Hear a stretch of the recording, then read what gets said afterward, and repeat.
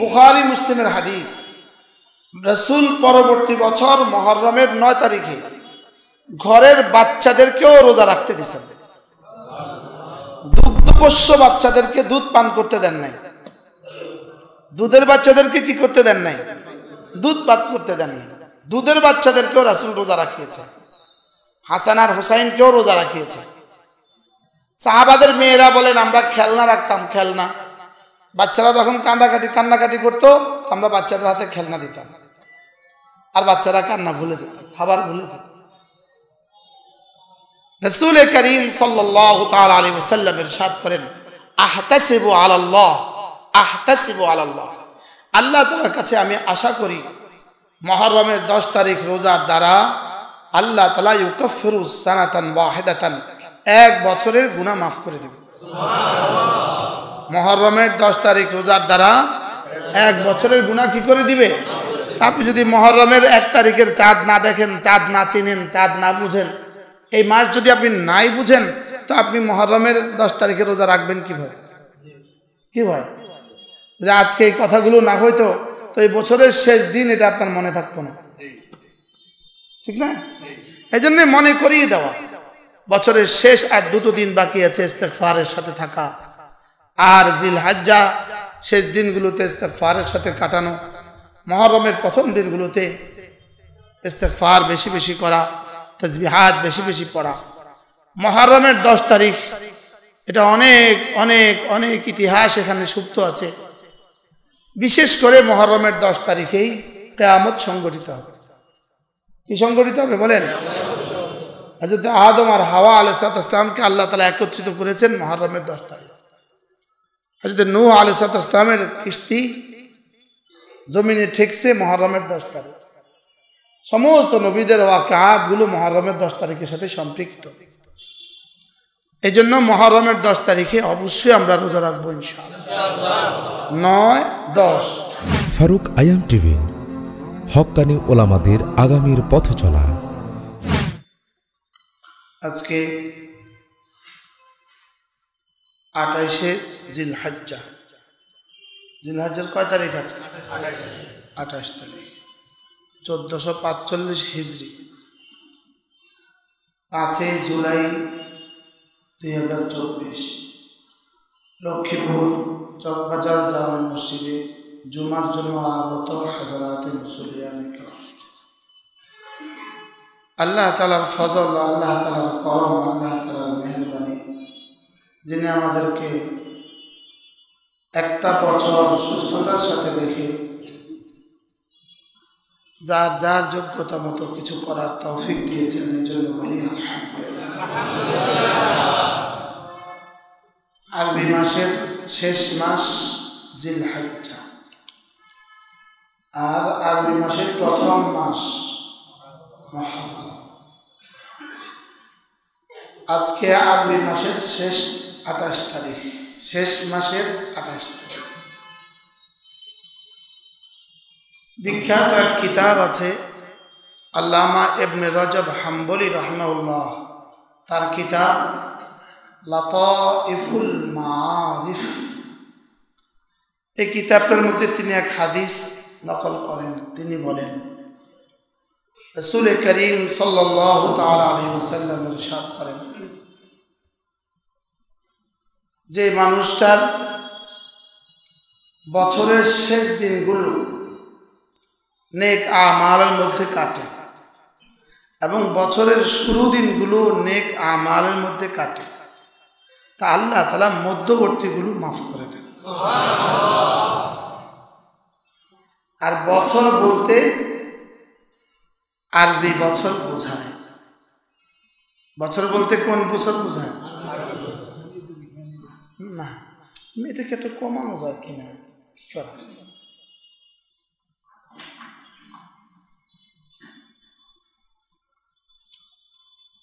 অথচ আমাদের জিন্দেগির হালত হইল বাংলা শেষ বর্ষ, বাংলা ইংরেজি শেষ বর্ষের শেষ দিনের তার কথাই নেই, ইংরেজি বর্ষের প্রথম দিনের কথা তার কথাই নেই।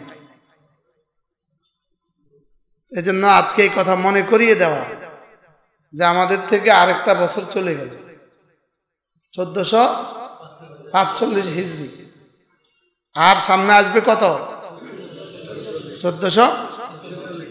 এই জন্য মহরমেরও চাঁদ দেখা। রাসূল করিম সাল্লাল্লাহু তাআলা আলাইহি ওয়াসাল্লাম ইরশাদ করেন, রমাদানের পরে আল্লাহ রাসূল সবচেয়ে বেশি তালাশ করতেন মহরমের রোজা। বলেন, রমাদানের পরে আল্লাহ রাসূল সবচেয়ে বেশি তালাশ করতেন কি? মহরমের রোজা সবচেয়ে বেশি তালাশ করতেন। মহরমের 10 তারিখ সমস্ত নবীদের উম্মতের উপরে রোজা রাখা ফরজ ছিল, আর রমজানের রোজা দ্বারা আমাদের উপরে মহরমের 10 তারিখের রোজা কি হয়ে গেছে? রহিত হয়ে গেছে। কোনো ইবাদাতের ফরজিয়ত যদি রহিত হয়, ওই ইবাদাতের মূল আসল বাকি থাকে। আসল কি থাকে? আসল বাকি থাকে। এই জন্য সমস্ত নবীদের জমানার সমস্ত ইবাদাতের মূল ধরন কাছাকাছি। মূল ধরন কি? কাছাকাছি। আমাদের নবীজির উপরে অবতারিত ইবাদাতের দ্বারা আগের সমস্ত ইবাদাত মনসুখ তো হয়েছে ঠিক, লেকিন কিছু কিছু ইস্তেবাবিয়ত বাকি আছে। ইস্তেবাবিয়ত কি আছে? বাকি আছে।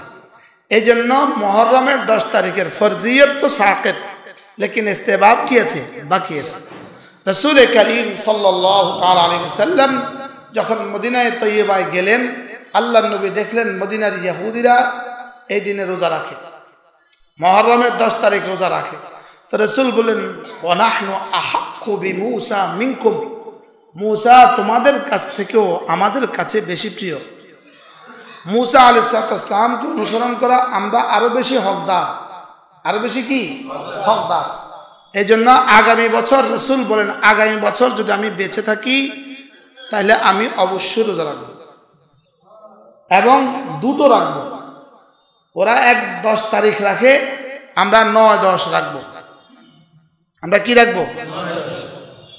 এমনকি বুখারী মুসলিমের হাদিস, রাসূল পরবর্তী বছর মহরমের 9 তারিখে ঘরের বাচ্চাদেরকেও রোজা রাখতে দিয়েছেন। দুগ্ধপোষ্য বাচ্চাদেরকে দুধ পান করতে দেন নাই, দুধের বাচ্চাদেরকে কি করতে দেন নাই? দুধ পান করতে দেন নাই। দুধের বাচ্চাদেরকেও রাসূল রোজা রাখিয়েছে, হাসান আর হুসাইনকেও রোজা রাখিয়েছে। সাহাবাদের মেয়েরা বলেন, আমরা খেলনা রাখতাম, খেলনা। বাচ্চারা যখন কান্নাকাটি করতো, আমরা বাচ্চাদের হাতে খেলনা দিতাম, আর বাচ্চারা কান্না ভুলে যেত, খাবার ভুলে যেত। রাসূল করিম সাল্লাল্লাহু তাআলা আলাইহি ওয়াসাল্লাম ইরশাদ করেন, আহতাসিবু আলাল্লাহ, আহতাসিবু আলাল্লাহ, আল্লাহ তাআলার কাছে আমি আশা করি মুহররমের 10 তারিখ রোজার দ্বারা আল্লাহ তাআলা ইউকাফিরু সানাতান ওয়াহিদাতান, এক বছরের গুনাহ মাফ করে দেবে। সুবহানাল্লাহ। মুহররমের 10 তারিখ রোজার দ্বারা এক বছরের গুনাহ কি করে দিবে? আপনি যদি মুহররমের 1 তারিখের চাঁদ না দেখেন, চাঁদ না চিনেন, চাঁদ না বুঝেন, এই মাস যদি আপনি নাই বুঝেন, তো আপনি মুহররমের 10 তারিখের রোজা রাখবেন কিভাবে? কি ভাই, যে আজকে এই কথাগুলো না হইতো তো এই বছরের শেষ দিন এটা আপনার মনে থাকতো না, ঠিক না? এই জন্য মনে করিয়ে দেওয়া, বছরের শেষ আর 2টো দিন বাকি আছে ইস্তেগফারের সাথে থাকা, আর জিলহজ্জা শেষ দিনগুলোতে ইস্তেগফারের সাথে কাটানো, মুহররমের প্রথম দিনগুলোতে ইস্তেগফার বেশি বেশি করা, তাসবিহাত বেশি বেশি পড়া। মুহররমের 10 তারিখ এটা অনেক অনেক অনেক ইতিহাস এখানে সুপ্ত আছে। বিশেষ করে মুহররমের 10 তারিখেই কিয়ামত সংগঠিত হবে। কি সংগঠিত হবে বলেন? হযরত আদম আর হাওয়া আলাইহিস সালামকে আল্লাহ তাআলা একত্রিত করেছেন মুহররমের 10 তারিখ। হযরত নূহ আলাইহিস সালামের কিস্তি জমিনে ঠেকছে মুহররমের 10 তারিখ। সমস্ত নবীদের ওয়াকিয়াতগুলো মুহররমের 10 তারিখের সাথে সম্পৃক্ত। এই জন্য মুহররমের 10 তারিখে অবশ্যই আমরা রোজা রাখবো ইনশাআল্লাহ। 9-10 কয় দিন? 2 দিন। 9 তারিখ অথবা 9 তারিখ রোজা রাখলে 10 তারিখ ছুটবে না। 9 তারিখ রোজা রাখলে 10 তারিখ আর ছুটবে না। এই জন্য রাসূল এই কথাও বলেন, আমি 9 তারিখে রাখবো কেন? যেন 10 তারিখ ছুটে না যায়। 9 তারিখে ইহতিমাম করলে আর 10 তারিখ ছুটবে? এই জন্য 9 তারিখ আর 10 তারিখ আমরা ইনশাআল্লাহ রোজা রাখার চেষ্টা করব। আল্লাহ তাআলা আমাদেরকে তৌফিক দান করুন। এই দিনগুলো বেশি বেশি ইস্তিগফার করা, বেশি বেশি তাসবিহাত করা। লাতাইফুল মারিফ আল্লামা ইবনে রাজব হাম্বলি রাহমাহুল্লাহ শুধু এই মাসের ফজিলতের উপরে অনেক পৃষ্ঠা লিখছেন, 40-50 পৃষ্ঠা লিখছেন। আমি এগুলো পড়ে আসছিলাম আপনাদেরকে বলার জন্য। তিনি এক হাদিস নকল করেছেন আজীব। বলেন যে অসংখ্য মনীষীদের, বুজুর্গদের কাউল নকল করেছেন যে মুহররমের 10 তারিখে সমস্ত জানোয়ারও রোজা রাখে। সমস্ত জানোয়ারও কি রাখে? তিনি এক কথা নকল করেন যে এক বুজুর্গ ছিলেন, উনি প্রতিদিন কি করতেন? ঘরের আশেপাশে পিপিলিকাগুলোকে খাবার দিতেন। পিঁপড়াগুলোকে কি দিতেন? খাবার দিতেন। সৌদি আরবে, মদিনা শরীফে, মক্কা যেমন মানুষ কবুতরকে খাবার দেয়, দেয় না? এবার আমাদের সাথে এক সফর সঙ্গী, উনি বাংলাদেশ থেকে যাওয়ার সময় গম নিয়ে গেছে। কি নিয়ে গেছে? তাই বললাম এটা কি লেগে আনলেন? কবুতরের খাবারের জন্য। তো মক্কায় কিছু দিছে, আরো কিছু মদিনায় নিয়ে গেছে। তো মদিনায় নিয়ে আবার এগুলো ছিটে গেছে, বলে এগুলো নিয়ে আসছে। তো বলে যে মুহররমের 10 তারিখে পিপিলিকাকে যখন খাবার দিল, তো দেখলো যে কোনো পিপিলিকা খাবার খায় না। বিষয়টা খাবারে কোনো পিপিলিকা মুখ দেয় না। পরে বুঝলেন যে আজকে বুঝি পিপিলিকা রোজা রাখছে। পরে দেখে যে ইফতারের সময় সারি সারি পিপিলিকা এসে খাবার শুরু করে। রিওয়ায়াত দুর্বল, ঘটনা দুর্বল, ঘটনা কি দাঈফ। এই জন্য এই দিনে আমরা ইনশাআল্লাহ রোজার ইহতিমাম করব ইনশাআল্লাহ। নিয়ত পাক্কা ইনশাআল্লাহ। আল্লাহ তৌফিক দান। যারা হজ করেন নাই, হজের নিয়ত করেন। সেক্রেটারি সাহেব আসছে মনে হয়, আমাদের সেক্রেটারি সাহেব আসছে। যারা হজ করেন নাই তারা কি করেন? হজের নিয়ত করেন। হজ মূলত এই ইবাদত বার্ধক্যের সাথে সম্পর্কিত নয়। হজ ইবাদতটা বুড়োদের উপরে ফরজ, বিষয়টা এমন নয়। বলেন কি বলছি? বলেন কি বলছি? হজ আর 60-এর আগে হজ করা যাবে না এরকম কোনো সিদ্ধান্ত নাই। হজ মূলত মালের সাথে সম্পর্কিত ইবাদত এবং আল্লাহ তাআলার মহব্বতের সাথে সম্পর্কিত ইবাদত। আর আমার মনে হয় কোনো দুশ্মন, কোনো হুকুমত এই সিদ্ধান্ত নিছে কিনা যে কোনো বুড়ো যদি আর হজে আসে তাকে আর ফেরত দিবে না। বুঝেন না? বুড়ো হজে গেলে আর তাকে বাংলাদেশে আর দেশে বিদেশে আর নিজ দেশে আর ফেরত দিবে না, এই সিদ্ধান্ত নিছে কিনা। এই জন্য অধিকাংশ বুড়ো এবার হজে রয়ে গেছে, চোখের সামনে পড়ে গেছে, চোখের সামনে পড়ে গেছে, দেখতে দেখতে মরে গেছে। অসংখ্য মানুষ ইন্তেকাল হয়ে গেছে। আল্লাহ তাদেরকে শাহাদাতের মওত নসিব করেন। এই জন্য প্রত্যেকেই নওজওয়ানরা নিয়ত করেন, হজের নিয়ত করেন ইনশাআল্লাহ। 40-এর আগে হজ করবেন, নিয়ত করেন। 40-এর যারা আগে চাকরির পরে কিছু টাকা একসাথে পেতেন, এরপরে হজের নিয়ত করবেন। যারা এই আশায় বসে আছেন, জানা নাই পেনশনের সিদ্ধান্ত কি হয়, কি পেনশনের সিদ্ধান্ত কি হয়, এই জন্য তারা আর হজের রিটায়ারমেন্টের পরে আর হজের চিন্তা না করে নগদ নগদ হজের চিন্তা করে ফেলে। যারা অপেক্ষায় আছেন রিটায়ারমেন্টের পরে কি যাবেন, তো আপনাদের ওই টাকাও আর আপনাদেরকে ফেরত দেওয়ার চিন্তা নাই। এটার মধ্যে কিছুটা কি হবে, কিছুটা নিয়ম অনিয়ম হবে, কিছুটা আসতেছে আপনাদের। কারণ টাকাটা তো সব বিদেশে গেছে গাই। ব্যাংকের মতো 100 প্রশাসক রেডি হয়ে গেলে আপনাদের টাকা আর বাংলাদেশে থাকবে না। হ্যাঁ না করলেও হ্যাঁ, আপনার ঠিক না বললেও ঠিক, ঠিক কি ঠিক না বললেও ঠিক। আপনি যদি কেউ ঠিক না বলেন তারপরেও ঠিক। অতএব আপনাদের টাকা বিদেশে চলে যাবে। পৃথিবীর কোনো পুলিশ প্রধান নাই, পৃথিবীর কোনো রাষ্ট্রের পুলিশ প্রধান নাই যিনি ভিন দেশে বাড়ি বানায়। কি? হ্যাঁ, আর আমাদের ওনারা ভিন দেশে শত শত বাড়ি বানালেও ওনারা দুর্নীতিবাজ হয় না। দুর্নীতিবাজ হয় এদেশের ইমামরা, খতিবরা, এদেশের মুশতাকুন নবীরা। কি ভাই? তিনি বলতেন এভাবে, আমার অবাক লাগে ওরা যখন বড় বড় স্টেজে বসে, বড় বড় চেয়ারে বসে ওয়াজ করে, ওদের পেছনে আরেকজন পাখা করে, এগুলো দেখে আমার অবাক লাগে। আমি তখন বলছিলাম, জি সাহেব, ইনশাআল্লাহ সেদিনও আসবে যেদিন আপনিও পিছে দাঁড়িয়ে দাঁড়িয়ে পাখা করবেন। কি হয়? বাকি ওনারা ভেগে গেছে। আর যাদেরকে দুর্নীতির অপবাদ দেওয়া হয়েছে তারা এদেশে জুমার নামাজ পড়ায় আর এদেশে ঈদের নামাজ পড়ায়। কি বলেন? অর্থাৎ ঈদের নামাজ আর জুমার নামাজ এই জন্য বলছি, এরা এদেশের সবার সাথে মিশে আছে। এরা এদেশের জনগণের সাথে কি আছে বলে? মিশে আছে। আর ওনারা রাতের অন্ধকারে পালিয়ে গেছে। এজন্য রিটায়ারমেন্টের পরে হজে যাবেন, এই চিন্তা চেতনা বাদ দেন। এই চিন্তা চেতনা কি দেন? বাদ দেন। নিয়ত করেন ইনশাআল্লাহ, হজের নিয়ত করেন পাক্কা, যে যত দ্রুত সম্ভব হজ করে নেবেন ইনশাআল্লাহ। আল্লাহ তাআলা তৌফিক দান করেন। দ্রুত নওজোয়ান অবস্থায় হজ করা উচিত। হ্যাঁ, বুড়ো দ্বিতীয়বার হজ করারও চিন্তা করবেন না। বুড়ো আর কেউ হজ যাওয়ার নিয়ত করবেন না। এটা এত কষ্ট, এত কষ্ট, এখানে বুড়ো আর গেলে ফিরে আসে কিনা সন্দেহ আছে। এই জন্য বুড়োরা, বাংলাদেশ থেকে বুড়োরা যা আলহামদুলিল্লাহ ইদানিং কমে গেছে, অল্প কমছে। এই জন্য নওজোয়ানরাই হজ করার চেষ্টা করবেন। আল্লাহ তাআলা তৌফিক দান করেন।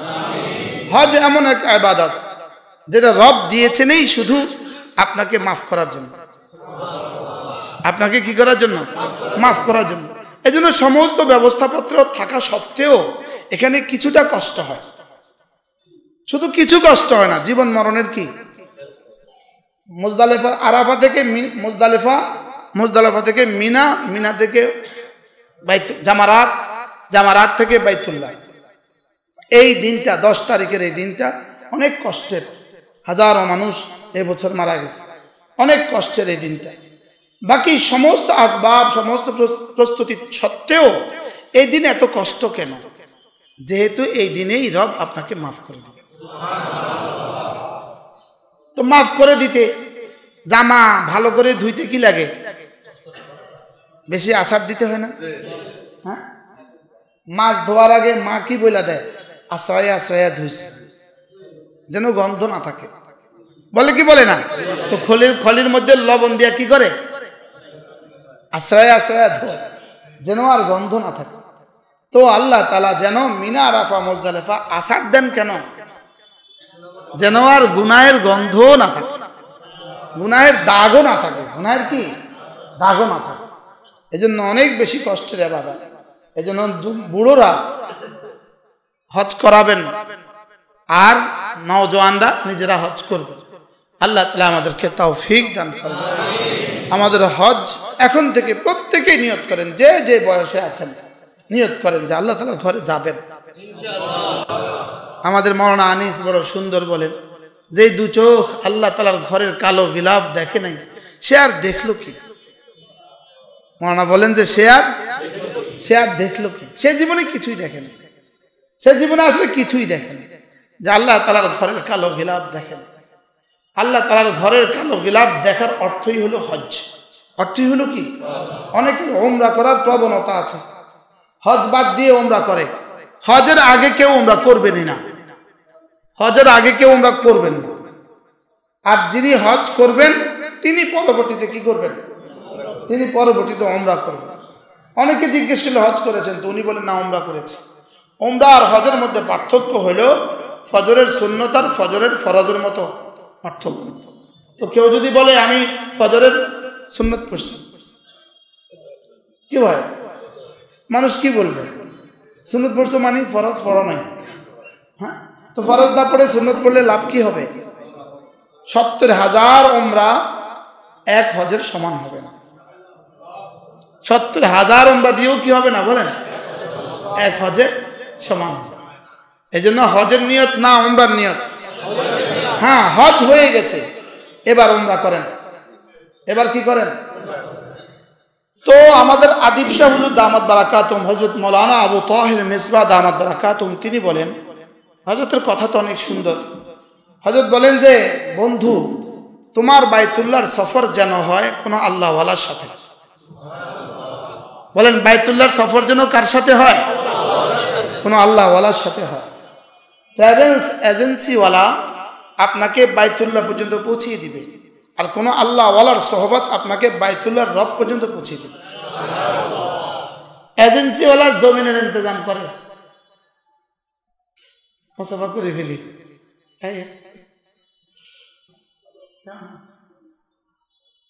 এজেন্সিওয়ালা জমিনের ট্রাভেলিং এর ইন্তজাম করে, আর কোনো আল্লাহওয়ালা আর শাহজিমের মালিকের সাথে ট্রাভেলিং এর ইন্তজাম করে। এই জন্য হজ শুধুই ট্রাভেল চালার সাথে হবে না, কোনো আল্লাহওয়ালার সাথে হবে। হজ হওয়া চাই কোনো আল্লাহওয়ালার সাথে, যিনি আমাকে রব পর্যন্ত পৌঁছাবার রাস্তা বলে দিবেন। আপনি গাড়ি চলেন তো চিনেন না, রাস্তাও মানুষ নাই, তো বাচ্চা থাকলে বাচ্চাকেও জিজ্ঞেস করে, হয় কি হয় না বলে, নারীকেও তো জিজ্ঞেস করে, কোনো পাগলি থাকলে পাগলিকে জিজ্ঞেস করে। রাস্তায় কেউ নেই, পাগলি আছে একটা, আমি অমুক জায়গা যাবো, বলেন কোন দিকে, ওইদিকে যাব। একবার সাহারস্তে আমরা মাহফিলে যাচ্ছিলাম, বৃষ্টি হচ্ছিল, রাস্তায় কেউ নাই, শুধু একটা পাগলি ভিজে ভিজে যায়। আমরা মাহফিল চিনি না, তো ওই পাগলিকে জিজ্ঞেস করছি একটা ওয়াজ হইতেছে কোন দিকে, আপনারা তো আগে চলে আসছেন, পেছনে যান, পেছনে যান। আমরা গাড়ি আবার পেছনে গেছি। কি ভাই, তো রাস্তা না চিনলে পাগলিকেও জিজ্ঞেস করতে হয়। আল্লাহ তাআলা বলেন, ফাসআলু আহলা যিকরি ইন কুনতুম লা তা'লামুন। যদি আল্লাহ তাআলা পর্যন্ত পৌঁছার রাস্তা তুমি না চিনো, তো কোনো জিকিরওয়ালাকে জিজ্ঞেস করো। এখানে আহলা যিকর মানে আহলাল কিতাব, কোনো কোরআনওয়ালাকে জিজ্ঞেস করো, কোনো কোরআনওয়ালাকে কি করো? তাহলে সফর দুই সফর, একটা স্থলভাগের সফর, জমিনের সফর, আর একটা ঊর্ধ্বাকাশের সফর। আমাদের সফর কিন্তু দুটাই চলতেছে একাধারে। এই মুহূর্তে আপনি কিন্তু বসে আছেন, আমি কিন্তু বসে আছি, আমি ওয়াজ করছি, আপনি ওয়াজ শুনছেন, লেকিন আমাদের রুহের সফর বসে নাই। রুহ কিন্তু কি নাই বলেন? আপনি ঘুমাচ্ছেন, রুহ কিন্তু বসে নাই। আপনি গাড়িতে, রুহ কিন্তু গাড়িতে না, সে এক নিরবচ্ছিন্ন সফর করছে। আমাদের রুহ কি করছে বলেন? নিরবচ্ছিন্ন সফর করছে। রুহের সফর হলো ঊর্ধ্বাকাশের দিকে। কোন দিকে বলেন? সে যেখান থেকে আসছে সেটার দিকেই তার সফর। পানি আপনি ঢেলে দিলেন, এই পানি কিন্তু বসে নাই, সে কিন্তু চলছে, সে কিন্তু চলছে। সে কোন দিকে যায়? নিচের দিকে যায়। কেন? তার উৎস নিচে। তার উৎস কি? নিচে। আপনি আগুন জ্বালালেন, তো ধোঁয়া কিন্তু বসে নাই, এটা কিন্তু উপর দিকে চলে যাচ্ছে, একসময় মিশে যাচ্ছে হাওয়া। আমার চোখের থেকে অদৃশ্য হয়েছে, লেকিন তার সফর কিন্তু বসে নাই, সে কিন্তু চলছে মহাকাশে। বলেন, বুঝেন নাই কথা? ধোঁয়া শেষ হয়ে গেছে, মিশে গেছে না? মিশে নাই, সে কিন্তু মহাকাশে চলছেই চলছে। সে চলছে তার আসলের পানে, সে চলছে তার নিরবচ্ছিন্ন আসলের দিকে। আপনি পানি ঢেলে দিয়েছেন, তো এই পানি কিন্তু চলছে নিচের দিকে। হ্যাঁ, একসময় গিয়ে মিশে গেছে, তার ক্ষমতা দুর্বল হয়ে গেছে। তো ঠিক তেমনি ভাবে শরীরের সফর আর রুহের সফর। বলেন, প্রতিনিয়ত শরীরের সফর কবরের দিকে, আর প্রতিনিয়ত রুহের সফর রব্বে কারীমের দিকে। না হয় গত বছরের তুলনায় এবছর আমি আর একটু দুর্বল হলাম কেন? তো আপনি কি এক বছরের পরে হঠাৎ করে দুর্বল হয়ে গেছেন? না, প্রতি সেকেন্ডেই আপনার শরীর আপনাকে দুর্বল করে দিচ্ছে। আপনি বুঝেন আর না বুঝেন, আপনি বুঝেন আর না বুঝেন, আপনার চোখের গতি, আপনার কান, আপনার জবান প্রতিনিয়তই আপনাকে কবরের দিকে নিয়ে যাচ্ছে। এই জন্য আমাদের হারুন শাহ হুজুর দামাত বারাকাতুহু, আল্লাহ হুজুর হায়াতের মধ্যে বরকত দান করেন। হুজুর বলেন যে মানুষ যখন বুড়ো হয়, যত বুড়ো হয় আবার ছোট হয়। 6 ফুটের মানুষটা এখন 5 ফুট হয়ে গেছে। বাস্তব না বাস্তব? কি তাগড়া লম্বা মানুষটা ছোট হয়ে গেছে। বলে সে ছোট হইতেছে কেন? সে আবার কবরের দিকেই ফিরে যাচ্ছে। আবার কবরের দিকে কি? হুজুর বলেন যে বাচ্চা আদর করার সময় মানুষ বাচ্চা কোলে নেয় না? তো বাচ্চা কোলে নিয়ে মানুষ কি বলে? চচ্চু চচ্চু। বাচ্চাকে উপরের দিকে দেয় না নিচের দিকে দেয়? কেউ এভাবে আদর করে চচ্চু চচ্চু। মাথার নিচের দিকে দিয়ে কেউ আদর করে? কোন দিকে দিয়ে আদর করে? উপরের দিকে দিয়ে আদর করে। এটা হলো কুল্লু শাইইন কুল্লু মাউলুদিন ইউলাদু আলাল ফিতরা। মানুষ ফিতরাতের উপরে জন্ম হয়েছে, এটা স্বভাবজাত। নিচের দিকে দিয়ে আদর করে না, উপরের দিকে দিয়ে আদর করে। কেন উপরের দিকে দিয়ে আদর করে? বলে তুমি আসছো উপর থেকে, আবার ফিরে যাবো উপর। কি ভাই? বলে আমরা উপর থেকে আসছি না নিচ থেকে আসছি? আসলে মূল আসছি আমরা উপর থেকে। আমাদের মূল বাড়ি হলো আরশে আজিম। কি আরশে আজিম আমাদের মূল বাড়ি না, জান্নাত আমাদের মূল বাড়ি। আমাদের জান্নাত আমাদের কি বাড়ি? মূল বাড়ি। এই জন্য প্রতিদিনই কিন্তু আপনার রূহ আরশে আজিমের নিচে গিয়া হাজিরা দেয়। প্রতিদিন বেঈমানেরটাও হাজিরা দেয়, বেঈমানেরটাও। বুখারী মুসলিমের হাদিস, রাসূল করিম সাল্লাল্লাহু তাআলা আলাইহি ওয়াসাল্লাম ইরশাদ করেন, মানুষ যখন ঘুমায় তার রূহ গিয়া আরশে আজিমে সেজদায় পড়ে যায়। কি হয়? তাহলে বোঝা গেছে প্রতিদিন যায় আর আসে, প্রতিদিন যায় আর আসে। তো এরপরে আল্লাহ তাআলা যাকে অনুমতি দেন সে আবার ফিরে আসে, আর যাকে অনুমতি দেন না সে আর ফিরে না। ঘুমন্ত অবস্থায় মারা গেছে এরকম মানুষ আছে না নাই? বলে অসংখ্য মানুষ। আর ফিরে না। আর যাকে অনুমতি দেয় ঠিক প্রতিদিন সূর্য আরশে আজিমের নিচে গিয়ে সেজদা দেয়, রাত্রিবেলা সেজদা দেয়। এই হাদিস বিজ্ঞানের আলোকে বোঝা অসম্ভব। এটা মুতাশাবিহাতের অন্তর্ভুক্ত। প্রতিদিন সূর্য আর চন্দ্র গিয়ে আরশে আজিমের নিচে গিয়ে সেজদা দেয়। সেজদায় গিয়ে আল্লাহ তাআলার কাছে অনুমতি চায়, আল্লাহ আমি কি আবার উঠবো?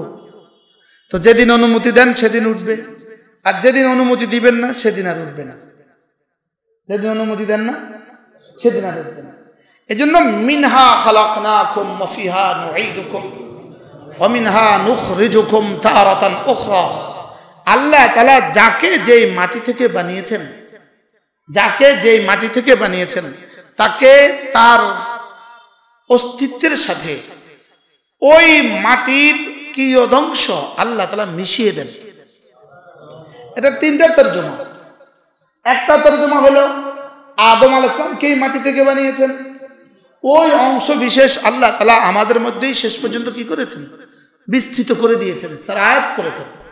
হযরত আদমকে যে মাটি থেকে বানিয়েছেন সেই মাটিরই ক্রিয়াদংশ আল্লাহ তাআলা আমি পর্যন্ত পৌঁছে দিয়েছেন।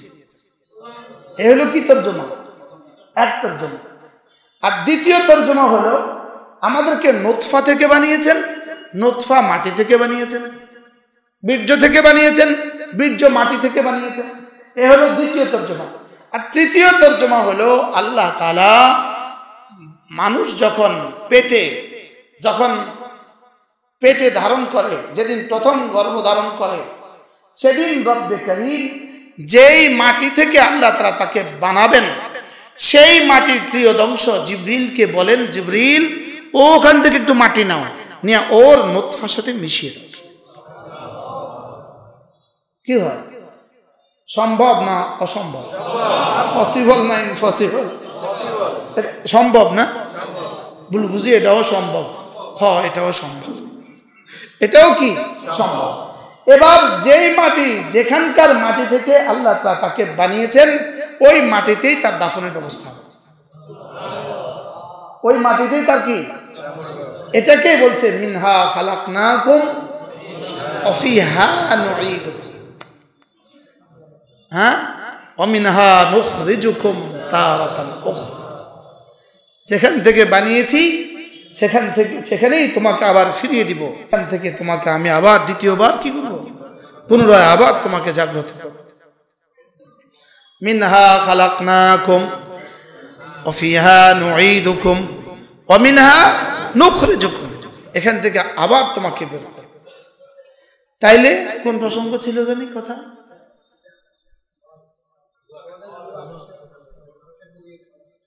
আচ্ছা, তাহলে শরীর মাটি থেকে আসা শরীর, এই জন্য বুড়ো হইলে কোন দিকে ফিরে?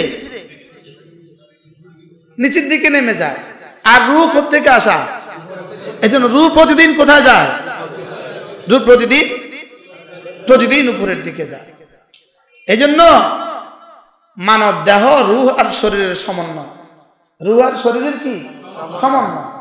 কেউ যদি রূহের যত্ন না নেয়, তাহলে শরীরের যত্ন নিতে আমরা কি পরিমাণ যত্ন নিই? আর রূহের যত্নের জন্যই রব্বে কারীম এই কিতাব দিয়েছেন।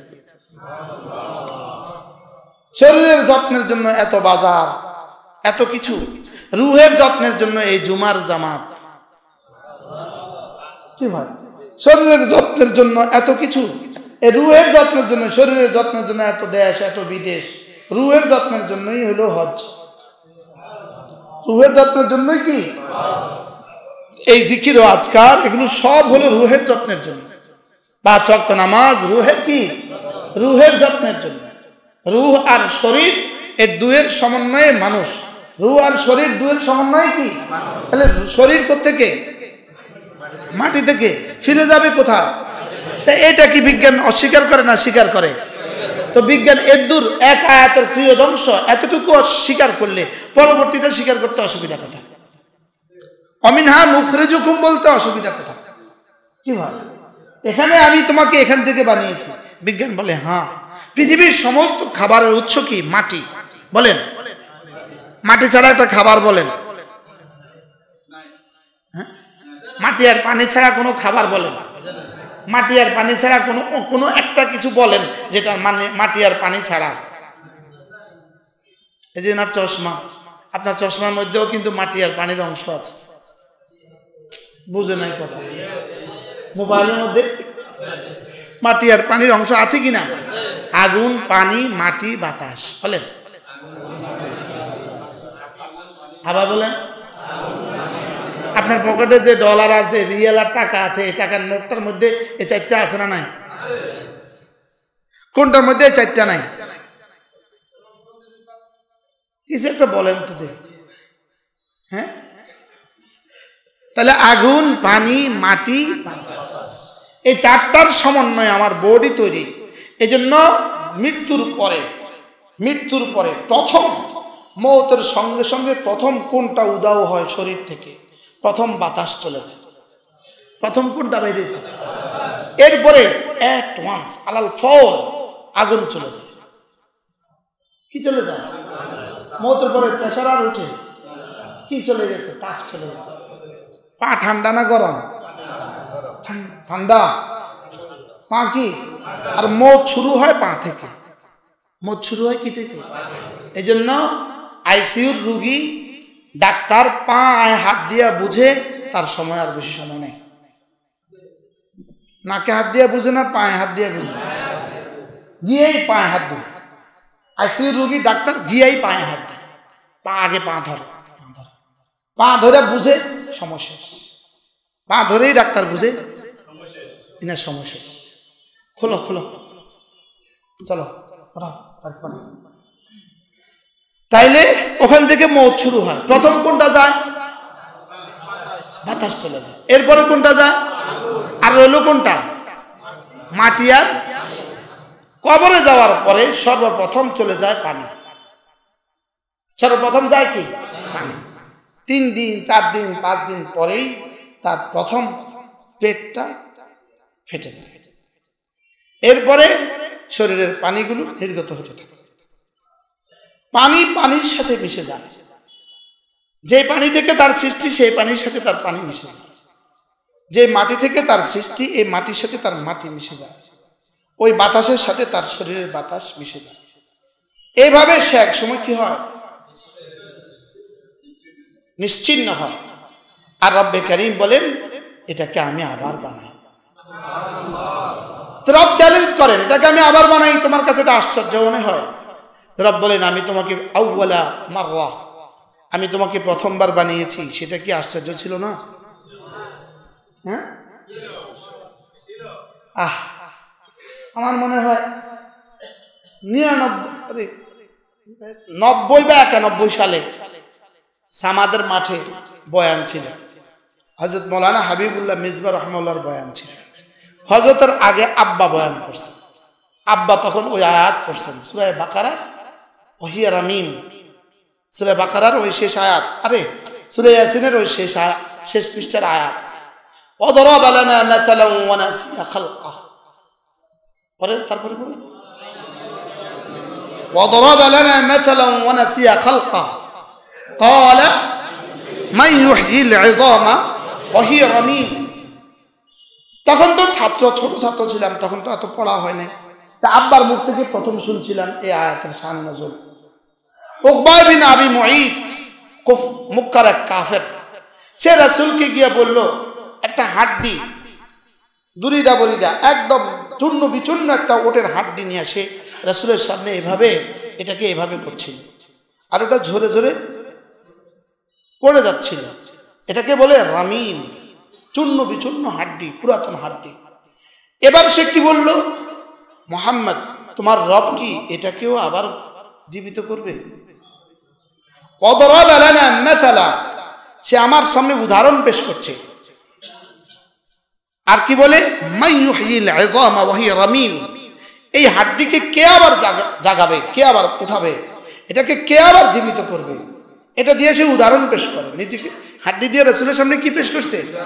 উদাহরণ পেশ করছে, এটাকে আবার কিভাবে জীবিত করবে। তা আল্লাহ তাআলা চ্যালেঞ্জ ছুড়ে দিলেন, আল্লাযী আনশাআহা আউওয়ালা মাররা, যিনি এটাকে প্রথম বানিয়েছেন তিনি এটাকে আবার বানাবেন। কি হয় ওয়াহিয়া রামিম, তারপরে কি, কুল ইউহয়িহা আল্লাযী আনশাআহা আউওয়ালা মাররা ওয়া হুয়া বিকুল্লি খালকিন আলীম। রব্বুল আলামিন বলেন আপনি তাকে বলে দেন, এই কম বক্তের মুখ বরাবর আপনি বলে দেন এটাকে তিনি আবার বানাবেন যিনি প্রথমবার বানিয়েছেন। ওয়া হুয়া বিকুল্লি খালকিন আলীম, আর তিনি জানেন প্রথমবার যাকে বানিয়েছেন এটা এখন কোথায় কোথায় বিস্তৃত হয়ে গেছে, এটা তিনি সব জানেন। তিনি কি ওই কবরস্থানে একটা সুপারি গাছ লাগিয়েছেন, সুপারি গাছ ওই কবরস্থানের পানি চুষছে। এবার উঠতে উঠতে ওই কবরস্থানে আপনার কলিজার পানিটা ওই সুপারি গাছের সাথে উঠে গেছে, ওইটার কলিজার পানিটা সুপারিতে ঢুকে গেছে। এবার আরেকজনে ইটালিতে বসে এই সুপারি খেয়ে ফেলছে। সম্ভব না অসম্ভব? না অসম্ভব। তাহলে আপনার টুমসরের সুপারি গেল কোথায়? এবার খাইছে কই? এবার আরেকজনের কলিজার পানি গেল কই? এটা কেমনে তুলবে? এটা আনবে কেমনে? রব বলেন প্রথমবার যেভাবে আনছিলাম এটা এইভাবে নিয়ে আসবে। এটাকেই হযরত ইব্রাহিম আলাইহিস সালাম কি বলছিলেন, কাইফা তুহজিল মাউতা, আল্লাহ আপনি কেমনে তুলবেন, আপনি আবার কেমনে উঠাবেন, আপনি আবার কেমনে উঠাবেন? আল্লাহ বলেন আওয়ালাম তুমিন, তোমার বিশ্বাস হয় না? আল্লাহ বিশ্বাস তো হয়, লিয়াতমাইন্না কলবি, আল্লাহ শুধুই যেন আরেকটু নিশ্চিত হয়ে যায়, আমার কলিজা যেন আরেকটু কি হয়ে যায়। আল্লাহ বিশ্বাস তো আছে, লেকিন আমি যেন আরেকটু মুতমাইন হয়ে যাই, আমি আরেকটু নিশ্চিত হয়ে যাই। তা আল্লাহ তাআলা বললেন যাও যাও, 4টা পাখি নাও, একটা কবুতর নাও, একটা মুরগি নাও, একটা ময়ূর নাও, একটা কাক নাও, যাও এই 4টা পাখি নাও। আর 4টা পাখি নাও। আচ্ছা আল্লাহ পাখি নিছি, জবে করো, করছি, মাথাটাকে রেখে দাও, মাথাটা তোমার হাতে রেখে দাও, মাথাটা কি রেখে দাও, হাতে রেখে দাও। এবার মাথাটা এভাবে রাখো, 4টা মাথা তোমার সামনে রাখো, বাকিগুলোকে কিমা কিমা করো, কিমা কিমা, বাকিগুলোকে কি করো, কিমা কিমা করো। এবার 4টা একসাথে মিশাও, ইখতিলাত করো, মিলাও, এমন ভাবে মিলাবা আর যেন পৃথিবীর কেউ এর গোশত চিহ্নিত করতে না পারে, এমন ভাবে মিলাও। আল্লাহ মিলিয়েছে, যাও এটা 4 পাহাড়ে রেখে দাও। কি 4 কিলো 4 পাহাড়ে রেখে দাও, 4টা পাহাড়ের মধ্যে কিছু অংশ রেখে দাও। এবার ডাক দাও, মুরগি এবার ডাক দাও কবুতর, বাহ, ডাক দিতে দেরি, যে এটা যেখানে আছে এখান থেকে এসে একত্রিত হয়ে মুরগি তৈরি হয়ে তার গর্দানের সাথে মিশে কুকুর কি হয় লে আতমাইন্না কলবি, বলে শুধুই আমার ইতমিনানে কলবের জন্য আল্লাহ তাআলা এই প্রমাণটা দিয়ে দিয়েছে। হযরত উযাইর আলাইহিস সালাম কোন জনপদের সামনে দিয়ে যাচ্ছিলেন, ওই জনপদের ধ্বংসস্তূপ পড়ে আছে, সব ধ্বংস হয়ে গেছে তুফানে। হযরত উযাইর আলাইহিস সালাম একবার বলে উঠলেন, আল্লাহ এটাকে কেমনে জিন্দা করব? আল্লাহ কাছে হযরত উযাইর আলাইহিস সালাম ছিলেন গাধার মধ্যে ছিলেন, সাথে একটা পুটলি ব্যাগ ছিল, রুটি ছিল, শসা ছিল, একটু খাবার ছিল, আর গাধা ছিল। তো আল্লাহ তাআলা হযরত উযাইর আলাইহিস সালামকে মৃত্যুর কোলে শোয়া দিলেন। এক টানা 100 বছর। কত বছর? আরে ঘুম থেকে উঠে দেখলেন গাধাটা নাই, পচে গলে মিশে গেছে জমিনের সাথে। আর উঠে দেখলেন রুটি আর শশার মধ্যে লাম ইয়াতাসান্না, একটু পাঙ্গাসও পড়ে নাই। আচ্ছা, গাধা পচতে সময় বেশি লাগে না রুটি পচতে সময় বেশি লাগে? শশা পচতে একদিন দুদিন। তো ভেবে পাচ্ছিলেন না কি হয়ে গেল, গাধাটা তো মিশে গেছে, রুটি তো আগের জায়গায়, শশা তো আগের জায়গায়, কিছু হয় না। রুটি রুটির জায়গায়, শশা শশার জায়গায়, গাধা মিশে গেছে। হযরত উযাইর আলাইহিস সালাম চিন্তা করতেছিলেন, কতদিন ঘুমালাম, কি হইল, কেমনে কি হইল বুঝতেছি না তো। আর ওই শহর পুরো আবাদ হয়ে গেছে, ওই শহর পুরা ফুলে ফুলে ভরা, ওই শহর বাড়িঘর গুলো অনেক সুন্দর, গ্রাম অনেক সুন্দর বাড়িঘর, হাজারো মানুষের পদচারণা। আল্লাহ এটা কি, তোমার কিছু বুঝে আসেনি? আমি পারবো? আল্লাহ আমার বুঝে এসে গেছে। এবার জিজ্ঞাসা করতেছে, আচ্ছা উযাইর বলো তো তুমি কতদিন ঘুমিয়েছ? আল্লাহ কি বলবো, মনে হয় একদিন অথবা আধা দিন। ইয়াওমান আও বা'দা ইয়াওম, একদিন অথবা আধা দিন ঘুমিয়েছি, অর্ধেক দিন। মানুষ কি 24 ঘন্টা ঘুমাইতে পারে? আল্লাহ মনে হয় অল্প সময় আমি ঘুমিয়েছি। আল্লাহ তাআলা বলেন, বাল লাবিস্তা মিআতা আম, তুমি 100 বছর ঘুমিয়েছ। কত বছর? 100 বছর। সুবহানাল্লাহ। এই মানুষ এই কথাগুলোকেও কিছু মানুষ মনে করে কল্পনা, কিছু মানুষ মনে করে এগুলো কি অযথা কথা।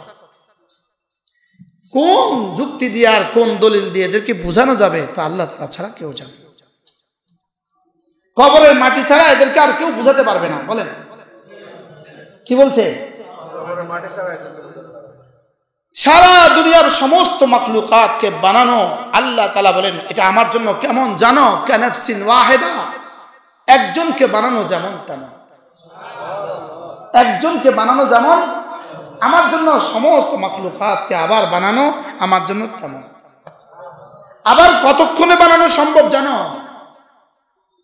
এক মুহূর্তে বানানো আবার সম্ভব। ফাতাবারাকাল্লাহু আহসানুল খালিকিন, সুবহানাল্লাহি মা আ'যামা শান। কতই না বরকতময় আমাদের রব। কথা আমার দূরে চলে গেছে না? কোন প্রসঙ্গ ছিল আজকে মনে আছে আপনাদের? হ্যাঁ, মুহররম। আর কোন আয়াতে কারিমা পড়ছিলাম? ইন্না আউওয়ালা বাইতিন উদিআ লিন-নাস লাল্লাযী বিবাক্কাতা মুবারাকা ওয়া হুদাল লিল আলামিন ফীহি আয়াতুন বায়িনাত মাকামু ইব্রাহিম ওয়া মান দাখালাহু কানা আমিনা ওয়ালিল্লাহি আলান নাসি হিজ্জুল বাইতি মান ইসতাতাআ ইলাইহি সাবিলা ওয়ামান কাফারা ফাইন্নাল্লাহা গানিয়্যুন আনিল আলামিন। পৃথিবীর প্রথম ঘর হইল বাইতুল্লাহ। পৃথিবীর প্রথম ঘর কি? মিডল ইস্টকে মিডল ইস্ট কেন বলে? মধ্যপ্রাচ্য কেন বলে? এটা পৃথিবীর কি মধ্যভাগ, এটা পৃথিবীর mid point of the world, এটা পৃথিবীর মধ্যভাগ। এখান থেকেই পৃথিবী শুরু, পৃথিবীর জমিন শুরু বাইতুল্লাহ থেকে। আর পৃথিবীর প্রথম পাহাড় জাবালে আবু কুবাইস পৃথিবীর প্রথম পাহাড়। এই হুজুর সাল্লাল্লাহু আলাইহি ওয়াসাল্লামের বাড়ি যেখানে, আল্লাহ রাসূলের বাড়ি জন্মস্থান যেখানে, আবু জাহেলের বাড়ি, এরপরে রাসূলের বাড়ি, এর হাতের ডান দিকে যে পাহাড়টা, যেই পাহাড়ের উপরে বাদশার বাড়িটা, যে পাহাড়ের উপরে বাদশার বাড়িটা, এই আউয়ালু জাবালিন খালাকাল্লাহু আলাল আরদ, এটা হলো জমিনের প্রথম পাহাড়। এটা জমিনের কি? জমিনের প্রথম পাহাড়। এবারে আমি পড়ছি তাফসীরে কুরতুবীর মধ্যে, আল্লাহ তাআলা পুরো মক্কা শরীফকে পাহাড় দিয়ে এভাবে ঘেরাও দিলেন কেন? পুরা মক্কার চতুর্পার্শ্বে পুরোটাই পাহাড়। যেখান দিয়ে রাস্তা করছে, রাস্তা, এই রাস্তারও পেছনে কোথাও কোথাও পাহাড় আছে, পুরোটাই পাহাড়। আল্লাহ তাআলা শুধুই বাইতুল্লাহকে হেফাজতের জন্য এই পাহাড় বানিয়েছে। এই কথা আমার আগে আর জানা ছিল না। শুধু বাইতুল্লাহকে হেফাজতের জন্যই আল্লাহ তাআলা এভাবে কি করেছেন? পাহাড়ের বেষ্টনী দিয়েছেন বাইতুল্লাহকে দাজ্জাল থেকে বাঁচাবার জন্য। বাইতুল্লাহকে কি থেকে? দাজ্জাল থেকে বাঁচাবার জন্য আল্লাহ তাআলা এভাবে পাহাড় দিয়েছেন।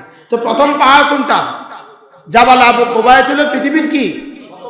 পৃথিবীর প্রথম পাহাড়। জাবাল আবু কুবাইস পৃথিবীর প্রথম পাহাড়। এই পাহাড়টাই ওয়াকানাতিল সূরা মুজাম্মিল, সূরা ওয়াকানাতিল জিবালু কাসীবা মাহিলা, এর আগে দিয়া বলেন ওয়াতারজুফুল আরদু ওয়াল জিবালু ওয়াকানাতিল জিবালু কাসীবা মাহিলা। আল্লাহ তাআলা পাহাড় বানিয়েছেন জমিনের জন্য পেরেক স্বরূপ, পেরেক। ওয়াল জিবালা আওতাদা, জমিনকে বানিয়েছেন, জমিন পাহাড়কে বানিয়েছেন কি স্বরূপ? হযরত মাওলানা হাবিবুল্লাহ মিসবাহ রাহিমাহুল্লাহ তাআলা তিনি একবার বলেন, স্বাভাবিকভাবে এই কাঠ আর এই কাঠের মধ্যে এখানে কিন্তু পেরেক আছে, আছে না নাই? বলেন পেরেক আছে না? দুই কাঠের মধ্যে কি আছে? পেরেক আছে। আমরা দেখতেছি যেটা, এটা পেরেকের মাথা, এক সুতা আমরা দেখি বাহিরে দিয়া, এখানে কিন্তু পেরেক আছে, পেরেক আছে। আমরা দেখি যেটা, এটা হলো কি? পেরেকের মাথা। এটা কদ্দূর দেখি? আচ্ছা 4 ইঞ্চি পেরেকের মধ্যে ভিতরে থাকে কদ্দূর? পুরোটাই। উপরে থাকে কয় সুতা? হযরত বলেন যে আমি পাহাড়কে পেরেক বানিয়েছি, এর অর্থ হলো পাহাড়ের উপরিভাগের যেটা আমরা দেখি এটা হলো পেরেকের মাথা, আর বাকি পাহাড় জমিনের ভিতরে আছে। আচ্ছা উপরের ভাগ যদি এত বড় হয় তো নিচের ভাগের কি অবস্থা? সৌদি আরবের এক শহর আছে আল সুদা, এটা হলো আবহা শহর থেকে 100 কিলোমিটারের মাথা এক শহর আছে, এটার নাম কি? এটা জমিন থেকে 36,000 ফিট উপরে। কত হাজার ফিট উপরে? তায়েফ শহর জমিন থেকে 10,000 ফিট উপরে। কত ফিট উপরে? তো 36,000 ফিট উপরে যদি হয়, 36,000 ফিট যদি হয় পেরেকের কি, তো পেরেকের নিচের অংশ কি অবস্থা? কি হয়? আপনি আবহা থেকে যাবেন 300 কিলোমিটার চলবেন, 300 কিলোমিটার যাবেন আপনি মাহাইল শহরে। কোন শহরে? এই 300 কিলোমিটারের মধ্যে আধা কিলোমিটার আপনি পাবেন না স্থলভাগ, কোনো জমিন বলতে কোনো শব্দ নাই, শুধু কি? শুধু পাহাড়, শুধু পাহাড়। কখনো পাহাড়ের পেট ছিদ্র করে আপনি চলে যাবেন, কখনো পাহাড়ের উপর দিয়ে যাবেন, কখনো পাহাড়ের সাইড দিয়ে যাবেন, লেকিন পাহাড় ছাড়া কোনো কি নেই। 300 কিলোমিটার রাস্তা আছে। পৃথিবীর কোনো জনমানব নাই, পৃথিবীর কোনো গাছগাছালি নাই, পৃথিবীর কোনো পানি নেই, শুধু পাহাড় আর শুধু পাহাড়। তো এবার বলুন তো দেখি, এই পাহাড়ের উপরিভাগ যদি এমন হয় তো নিচের কি অবস্থা? হ্যাঁ, আর এই পাহাড় বানিয়েছেন রব্বে কারীম জমিনের জন্য কি স্বরূপ? এবার বলেন ওয়াতারজুফুল আরদু ওয়াল জিবাল অচিরেই একদিন আসবে যেদিন এই জমিন কাঁপবে, অতার জুফুল আরদু, জমিন কি হবে? প্রকম্পিত হবে। ওয়াল জিবাল, পাহাড়গুলো প্রকম্পিত হবে। এরপরে রব বলেন পাহাড়গুলো কেমন হবে জানো? ওয়াকানাতিল জিবালু কাসিবা মাহিলা, পাহাড়গুলো কেমন হবে? কাসিবা, কাসিবা মানে বালির দিবি, বালির পাহাড়। এই পাহাড়গুলো রেজা রেজা হয়ে বালিতে পরিণত হবে। কিসে পরিণত হবে? বালি, বালির স্তূপ হবে, বালির স্তূপ। কাসিবা, বালির স্তূপ হবে। এবার বলে মাহিলা, শুধু বালির স্তূপ হবে না, এবার প্রবাহিত বাতাসে, বাতাসের চোটে প্রবাহিত পানির মতো প্রবাহিত হয়ে চলে যাবে। এবার বলুন তো রব কত ক্ষমতাওয়ালা বলেন। ওয়াতারজুফুল আরদু ওয়াল জিবালু, বলো না, ওয়াকানাতিল জিবালু কাসিবা মাহিলা, আর পাহাড়গুলো কেমন হবে? কাসিবা, বালির স্তূপ হবে, আর মাহিলা, প্রবাহিত পানির মতো প্রবাহিত হয়ে চলে যায়। আল্লাহু আকবার। তাহলে পৃথিবীতে প্রথম ঘর কোনটা? বায়তুল্লাহর জমিন পৃথিবীতে কি? আমাদের টুমচরের হুজুর একবার টুমচরের এক মেয়ে বিয়ে দিছে পেয়ারাপুরের দিকে। হুজুর গেছেন, হুজুর তো সবসময় সামাজিক কাজে সবসময় থাকেন, হুজুরও বিয়েতে গেছে। ওখানে ঝগড়া লাগছে, টুমচরের কাউকে ওই গ্রামের কেউ চরুয়া বলছে। কি বলছে? এই চরুয়া, তোরা চরত না। দুই দলে ঝগড়া লাগছে, ঝগড়া থামে না, হাতাহাতি মারামারি। পরে হুজুর বলছে কি হয়েছে? হুজুর আমগরে চরুয়া কইছে। আমগরে কি কইছে? হুজুর বলছে বসেন বসেন বসেন বসেন বসেন বসেন। হুজুর বলতেছে ইন্না আউওয়ালা বাইতিন লাল্লাযী বিবাক্কাতা উদিআ লিন-নাস লাল্লাযী বিবাক্কাতা মুবারাকা। আপনারা টুমচরওয়ালাদেরকে চরুয়া বলছেন, আপনারা শহরে ওরা চরুয়া। আসলে টুমচরওয়ালারাও চরুয়া, আমনেরাও চরুয়া। বাকি পার্থক্য হচ্ছে আমরা নতুন চর, আমরা টুমচরওয়ালারা আমরা নতুন চর, আপনারা পেয়ারাপুরওয়ালারা পুরান চর। আপনার লক্ষ্মীপুরওয়ালারা পুরান চর, বুঝেন না কথা। বেগমগঞ্জওয়ালারা আরো পুরান চর, কুমিল্লাওয়ালারা আরো পুরান চর, ঢাকাওয়ালারা চর চর ঠিক আছে। মক্কাই তো চর, মক্কাই তো কি? তো সারা পৃথিবী ছিল পানি। প্রথম চর কোনটা? এই জন্য এটার নাম ছিল বাক্কা। এটার নাম ছিল কি? বাক্কা। বাক্কা মানে প্রথম চর। নদীতে যখন চর উঠে ধরেই 10 কিলো হয় না, আগে একটা ছোট্ট একটু উঠে, এটার সাথে সংযুক্ত হইতে হইতে বড় হয়ে যায়, প্রতিদিন বড় হইতে থাকে। প্রথম যেটা উঠে এটার নাম কি বলেন? এটার নাম হলো বাক্কা। তাহলে আপনারাও চরুয়া, আমরাও চরুয়া। বাকি পার্থক্য কি? আপনারা পুরাতন চরুয়া, আমরা নতুন চরুয়া। আপনার নতুন চরে, আপনার পুরাতন চরে, আপনার পুরাতন চরের বাসিন্দা। এই জন্য বেশি কিছু করিয়েন না, আমরা টুমচরিয়া করিয়েন না। কি হয় বারা? আল্লাহ তাআলা বলেন ইন্না আউওয়ালা বাইতিন লাল্লাযী বিবাক্কাতা ইন্না আউওয়ালা বাইতিন উদিআ লিন-নাস লাল্লাযী বিবাক্কাতা মুবারাকান ওয়া হুদাল লিল আলামিন। রব্বুল আলামিন বলেন পৃথিবীতে প্রথম ঘর হলো বাইতুল্লাহ। পৃথিবীতে কি প্রথম ঘর? এটাকে আমি বানিয়েছি মক্কা শহরে, বাক্কা শহরে। বাক্কা, এটার নাম কি? বাক্কা। মক্কা কথাটা কোরআনে কারিমে সরাসরি আসে নাই, লেকিন মদিনা শব্দটা কোরআনে কারিমে 5 বার আসছে। কয়বার আসছে? 5 বার আসছে। ইয়াসরিব শব্দটা 1 বার আসছে। মাসর, মিশর, মাস শব্দটা কোরআনে কারিমে 5 বার আসছে। কতবার? 5 বার আসছে। তো আল্লাহ তাআলা এই শহরকে বানিয়েছেন। বলেন কেন বানিয়েছি? এটা কি জানো? এটা মুবারাকা, এটা না বরকতে বরকতে পরিপূর্ণ। এটা বরকতে বরকতে কি পরিপূর্ণ। আর কি এটা? ওয়াহুদাল লিল আলামিন। আর এটা সারা পৃথিবীর সমস্ত মানুষের জন্য হেদায়েত। যেই হজে যাবে হেদায়েতের নিয়তে, বলেন হজে যাবে কিসের নিয়তে? হেদায়েতের নিয়তে। তো আল্লাহ তাআলা এই ঘর তাকে হেদায়েত দিয়ে দিবে। আল্লাহ তাআলা তাকে কি দিয়ে দিবে? বলেন তাকে হেদায়েত দিয়ে দিবে। আর যে হেদায়েতের নিয়তে যায় না, তো সে যেভাবে যায় সেভাবে ফিরে আসে। তাহলে হজ করবে কোন আশা, কোন নিয়তে? 1 নম্বর হজ করবে হেদায়েতের নিয়তে। আমি আল্লাহর ঘরে যাচ্ছি হেদায়েতের নিয়তে। আল্লাহ তাআলা তাকে এই ঘর বানিয়েছেনই আল্লাহ তাআলা কেন? হেদায়েত দেওয়ার জন্যই আল্লাহ তাআলা কি বানিয়েছেন? এই ঘর বানিয়েছেন। প্রত্যেকেই নিয়ত করেন ইনশাআল্লাহ আমরা হজে যাব। রিটায়ারমেন্টের পরে যাবেন না, এখন যাবেন। এখন থেকে ফিকির শুরু করে দেন ইনশাআল্লাহ। এই কথা আমি আপনাদেরকে বারবার বলছি।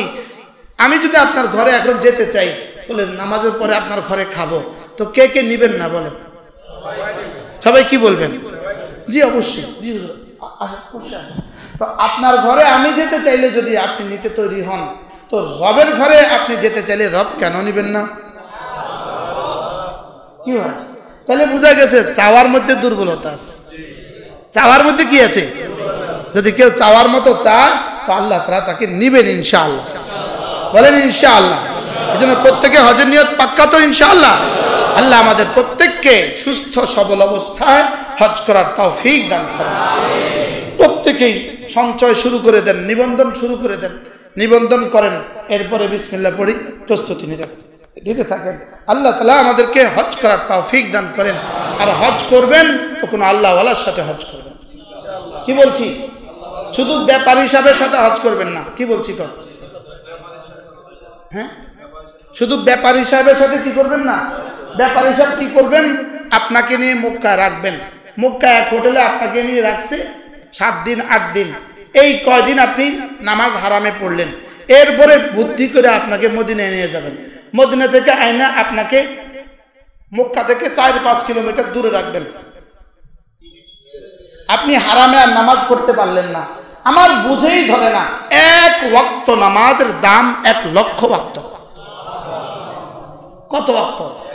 কিন্তু আপনি শুধুই 50,000 টাকা অথবা 1 লক্ষ টাকা কম দিয়া, মুলামুলি করে কম দিয়া, আপনি পুরো সফরে হারাম থেকে নামাজ থেকে বঞ্চিত হয়ে গেলেন। বুঝে আসছেনি কথা? হজে যাবেন, প্রথম জিজ্ঞেস করবেন আমার হোটেল বাইতুল্লাহ থেকে কত দূরে, এটা বলেন। বুঝলেন? বলবে বাইতুল্লাহ থেকে 50 গজ দূরে। এবার জিজ্ঞেস করবেন এখানে কতদিন থাকবেন, বুঝলেন? তো বলবে 8 দিন রাখবো। এরপরে কোথায় নেবেন? এরপরে মদিনায় নিয়ে যাবেন। এরপরে কোথায় নেবেন? এরপরে আজিজিয়াত রাখবো। আপনি বলবেন আমি আপনার সাথে যাব। হাও কন না হাও কন। আমি বুঝাতে পারছি আপনাকে? কি লেগে? আপনি আর হারামে নামাজ পড়তে পারবেন না। না, সুযোগ নেই। আপনি হারামে আর নামাজ পড়তে পারবেন না। বেঁচে গেল আপনার 1 লাখ টাকা, লেকিন আপনি বঞ্চিত হয়ে গেলেন প্রতি বেলা নামাজ 1 লক্ষ ওয়াক্ত থেকে। তো হিসাব নিকাশ কি করলেন? এই বেটা কিন্তু শেষে তেনাতুনা কিনা কিন্তু 2 লাখ টাকা বাজার করছে। বুঝেন না? বাজার করছে কত লাখ টাকা, কিন্তু এখানে বঞ্চিত হয়েছে কত ওয়াক্ত নামাজ থেকে? 15 থেকে 20 দিন সে আর হারামে নামাজ পড়তে পারে নাই। এই দুঃখটা আমি মক্কা শরীফের থেকেই নিয়ত করে আসছি। এবার বাংলাদেশে মুসলমানদেরকে এই কথাগুলো বলে দিব। কি আপনার নামাজ আল্লাহ বাইতুল্লাহ কেন বানিয়েছেন? হয়তো ইব্রাহিমকে বাইতুল্লাহ বানিয়ে আল্লাহ বলছেন কেন বানিয়েছি বাইতুল্লাহ জানো? রব্বানা লিয়ুকিমুস সালাহ। কেন বানিয়েছি? শুধুই নামাজের জন্যই আমি বাইতুল্লাহ বানিয়েছি। আর আপনাকে একটা কৌশল দিছে, কৌশল হিকমত দিছে। আপনি মুলায়া 8 লাখের 6 লাখে আনছেন, 7 লাখের 6 লাখে আনছেন। এবার আপনার হোটেল কোথায়?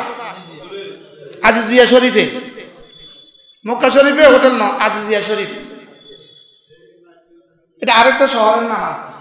আজিজিয়া শরীফে আপনার হোটেল। বাস আপনার হারাম থেকে নামাজ গেল, তওয়াফ গেল, সব গেল। কি বলছি? তাহলে আপনি প্রথম বলবেন যে আমি মক্কা শরীফের পাশে থাকতে চাই, আমি আমার 40 দিন দুনো হারামে নামাজ পড়তে চাই। মনে থাকবে তো ইনশাআল্লাহ? মুলাইবেন নেই, যত মুলাইবেন তত বাড়ি দূরে হবে, মনে রাখেন। ওই বেটা তো আপনার বেটা জায়গা বেচছে, আপনাকে হোটেল দিবে না। এই জন্য বাইতুল্লাহতে হজ করার নিয়ত করবেন বাইতুল্লাহর কাছে থেকে। বলেন ইনশাআল্লাহ, বলেন ইনশাআল্লাহ। আল্লাহ, ট্রাভেল চালাটা জানি আমার বিরুদ্ধে কিভাবে লাগে। কি আমি আমার মুসল্লিদেরকে বলছি, আপনারা ইনশাআল্লাহ হজ এভাবে করবেন ইনশাআল্লাহ। এই জন্য হজ করার আগে ঠিক করবেন আমি কার সাথে হজ করব। যে মুআল্লিম নিজে বাইতুল্লাহতে গিয়ে নামাজ পড়ে না, সে আপনাকে কোথায় গিয়ে নামাজ পড়াবে? এরকম মুআল্লিম আছে নি? চেয়ারম্যান সাহেব, এরকম মুআল্লিম আছে নি? আজীব বিষয়। কি মনে করছে এটাকে? আমার বুঝে ধরে না, এটা কি সফর? চেন বাইতুল্লাহতে নামাজ পড়ে না। মুআল্লিমুল হুজ্জাজের মধ্যে মুফতি সাঈদ আহমদ রাহমাহুল্লাহ লিখছেন, কোন মানুষ যদি 30 দিন আল্লাহর ঘরে নামাজ পড়ে, কতদিন? বাংলাদেশে থাইকা, ইন্ডিয়া পাকিস্তান থাইকা আর আমেরিকা থাইকা 950 বছর হায়াত পেয়ে নামাজ পড়লে যে পরিমাণ নেকি হবে, এই পরিমাণ নেকি হবে। আলহামদুলিল্লাহ, আমি এবার 30 দিন পড়ছি, আলহামদুলিল্লাহ বলেন। আরো মজার খবর হলো, আমার কাফেলার একজন হাজিরও তাকবীরুল্লাহ ছুটে নাই, একদিনও ছুটে নাই, না ছুটতে পারবে না, এটা তাকবীরুল্লাহ ছুটতে পারবে না। আল্লাহ তাআলা যেন আমাদেরকে এভাবে হজ করার তৌফিক দান করেন। তাহলে হজ করতে যাবেন কি টাকা কমায়া, ব্যাপারী সাহেবের সাথে বলেন, ওই ঘরের মালিকের কোনো বন্ধুর সাথে হজে যাবেন? বলেন কি বলছি বলেন? ঘরের মালিকের কোনো বন্ধুর সাথে কি? আপনি চেয়ারম্যান সাহেব বাসা যাবেন তো কার সাথে যান? চেয়ারম্যান সাহেবের কোনো বন্ধুর সাথে যান। এমপি সাহেব বাসা যাবেন তো কার সাথে যান? তা আল্লাহর ঘরে যাবেন তো কার সাথে যাবেন? কোন আল্লাহ ওয়ালাদের সাথে, কোনো ভালো আলেমের সাথে হতে যাবেন। কোনো ভালো আলেমের সাথে কি, যিনি আমাকে বাইতুল্লাহতে নামাজ পড়াবার সুযোগ দিবেন, তার সাথে হবে। আল্লাহ তাআলা মেহেরবানি করে আমাদেরকে কবুল করেন। এই মুহূর্তে আপনারা যারা আছেন, আল্লাহ আপনাদের সকলকে বারবার হজ্জে মাবরুর নসিব করেন। আল্লাহ আমাদের সকলকে মাফ করে দেন। ফারুক আয়াম টিভি, হক্কানি ওলামাদের আগামীর পথ চলা।